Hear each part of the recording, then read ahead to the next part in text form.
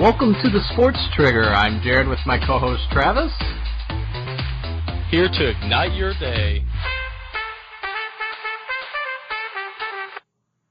Hello everyone and welcome back to the Sports Trigger, where today, Travis, I have a head scratcher for you. I'm just trying to figure out what makes a college basketball coach successful. What do ADs actually look at in a college basketball coach that makes them determine that they're going to keep them around for another year? So can you help me try and clear this head scratcher up? Yeah, first of all, it's tough nowadays to even be given the time to build a program to where success is shown.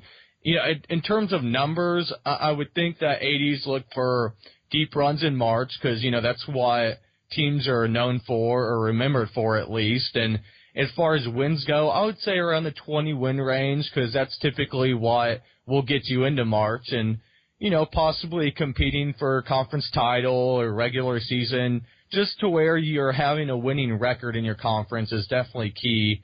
But, in the climate these days, it's really hard to determine because it's win-win-win. So even under those parameters, I don't think a coach is safe. Right. And so I break this into two ways we can look at this. One way, there's an obvious small group of head coaches right now in college basketball who can actually say they're successful, and these are the measuring sticks in college basketball. So you have Coach K over at Duke, Roy Williams at UNC, Coach Cal over at Kentucky, Mark Few at Gonzaga, Greg Marshall you can throw in there, and Tom Izzo, you still throw in Tom Izzo and obviously Bill Self. So those are obviously coaches that are very successful and are going to be around for a while. They've won games. They win titles. They're constantly in, a number one seed conversation come Selection Sunday. But the problem is 20 wins.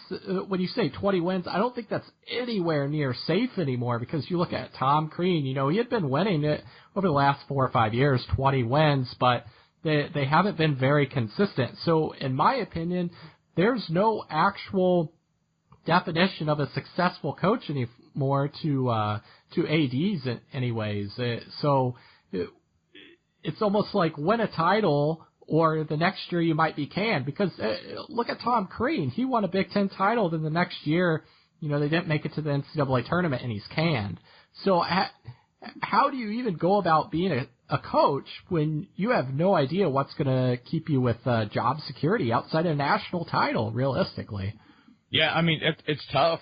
Just like you explained, I think it's very hard these days. It's a win-win-win mentality. And, just like the Thad Matta situation, he had great success over his whole tenure at Ohio State. And, he won conference championships. He made deep runs in March. And he got to the title game. Granted, he lost, but he still got there. And that's a lot more than a lot of other coaches can say these days. Right, and his win percentage over his whole time at Ohio State's better than a few coaches that I know of. Bob Huggins over at West Virginia, John Beilein over at Michigan. Both of those coaches still have their jobs. So it's kind of like, how do you deem that? Well, the only thing that you can look at that Bob Huggins and Coach Beilein have done in the last few years is they've actually been pretty successful in their conference and making some runs, especially Bob Huggins this last year and Michigan. So it's more of like, oh, what have you done for me now?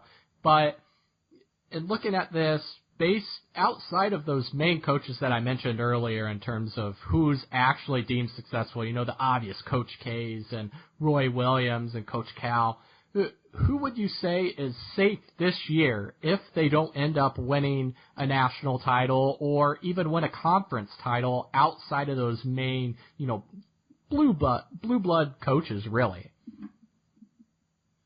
I would have to go with, I'm going to have to be a homer because I love Notre Dame, and I have to go with Mike Brey from Notre Dame basketball. Definitely known as a football school and probably will always be known. And since he's taken the reins, he's won 20-plus games since 2004 except for 3 years. So that kind of falls with my total wins that I was giving out there. And he's consistently made it to March. And he's really been there competing in the conference year in and year out, being when they're in the Big East and now in the ACC.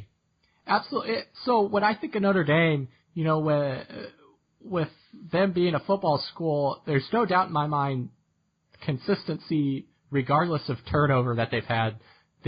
He's been an incredible coach. But what's the furthest they've made it in the NCAA tournament, and when do you start to draw the line of, okay, just competing in my conference or making it to the Sweet 16 isn't enough? Yeah, the farthest that they've made it is the Elite Eight, and that was recently where they made it back-to-back years. And honestly, before him, until Digger Phelps, they hadn't made it farther than that. So right now, I think he's definitely safe just because, as I stated before, it's a football program. But then again, you look at Ohio State and the Buckeyes, and you could say the same thing for Thad Matta. So who knows? Maybe Mike Bray's days are numbered throughout the years, but for now, I definitely think he's safe.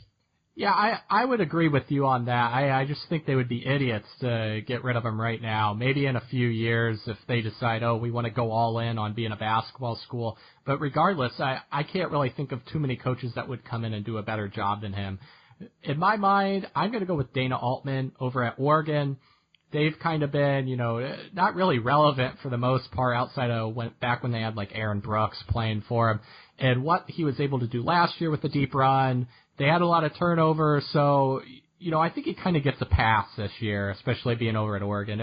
If you're at Indiana and you're, like in a Tom Crean situation, then it wouldn't matter. He'd be on the chopping block this year. So, with that, I want to thank everybody for listening to another episode on the Sports Trigger podcast, and until next time.